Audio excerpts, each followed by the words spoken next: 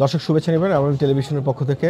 বাংলাদেশে আজকে থেকে শুরু হচ্ছে যৌথ বাহিনীর অপারেশন ডেভিল হান্ট নামে একটি অভিযান, যার বাংলা অর্থ শয়তান শিকার। বহুদিন পরে, অর্থাৎ বহুদিন বলার পরে সেনাবাহিনীর বা যৌথ বাহিনীর ঘুম ভাঙছে এমনটাই মনে হচ্ছে। কারণ গত 6 মাস 5ই আগস্টের পর থেকে সারা বাংলাদেশে যে ধরনের মব ভায়োলেন্স বা মব ইনজাস্টিস হচ্ছিল, তার পরিপ্রেক্ষিতে সাধারণ মানুষ অস্বস্তি ভোগ করছিল। আজকে থেকে যে অভিযান শুরু হচ্ছে, সেই অভিযানে সাধারণ মানুষ কিছুটা হলেও স্বস্তি পাবে। প্রথম আলোর এই খবর, সারা দেশে অপারেশন ডেভিল হান্ট শুরু হচ্ছে আজ।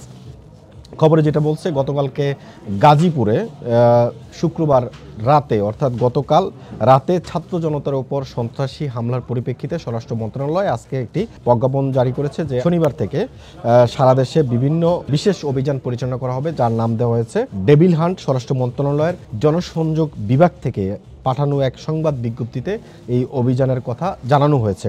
বিজ্ঞপ্তিতে যেটা বলা হয়েছে, গাজীপুরের ছাত্র জনতার উপর সন্ত্রাসী আক্রমণের ঘটনায় আজ স্বরাষ্ট্র মন্ত্রণালয়ের আইন শৃঙ্খলা রক্ষাকারী বাহিনীগুলোর সমন্বয়ে একটি সভা অনুষ্ঠিত হয়েছে। সভায় সংশ্লিষ্ট এলাকায় আইন শৃঙ্খলা পরিস্থিতি স্বাভাবিক রাখার লক্ষ্যে সন্ত্রাসীদের আইনের আওতায় আনতে যৌথ বাহিনীর সমন্বয় অপারেশন ডেভিল হান্ট পরিচালনার সিদ্ধান্ত গৃহীত হয়েছে। অপারেশন ডেভিল হান্টের ব্যাপারে আগামীকাল রোববার আরও বিস্তারিত সংবাদ সম্মেলন করে জানানো হবে উল্লেখ করা হয়েছে। এতে বলা হয়েছে, শুক্রবার রাতে পতিত স্বৈরাচারের সন্ত্রাসীদের হামলায় কয়েকজন ছাত্র জনতা গুরুতর আহত হয়েছেন।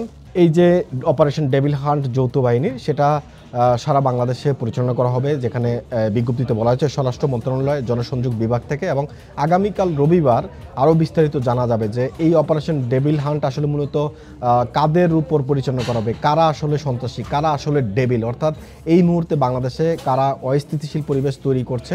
এই বিষয়গুলো আসলে সেনাবাহিনী হয়তোবা আগামীকাল তারা সংবাদ সম্মেলনের বিষয়টি জানাবে।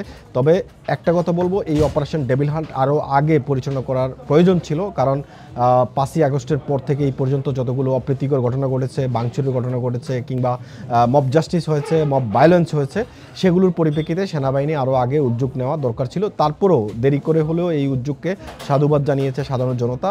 দেশে সাধারণ মানুষ, সাধারণ নাগরিক, তারা আসলে স্বস্তি চায়, স্বস্তি ফিরে পেতে চায়। এই স্বস্তি এখন সেনাবাহিনীর হাতে, যৌথ বাহিনীর হাতে।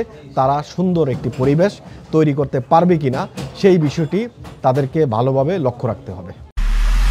এমআইবি সংবাদ ও সংবাদ সংশ্লিষ্ট অনুষ্ঠান দেখতে ভিজিট করুন www.mibtelevision.tv ও facebook.com/mibtelevision.tv এবং সাবস্ক্রাইব করুন youtube.com/mibtelevision এ। এমআইবি টেলিভিশন, সত্য খবর, সঠিক খবর।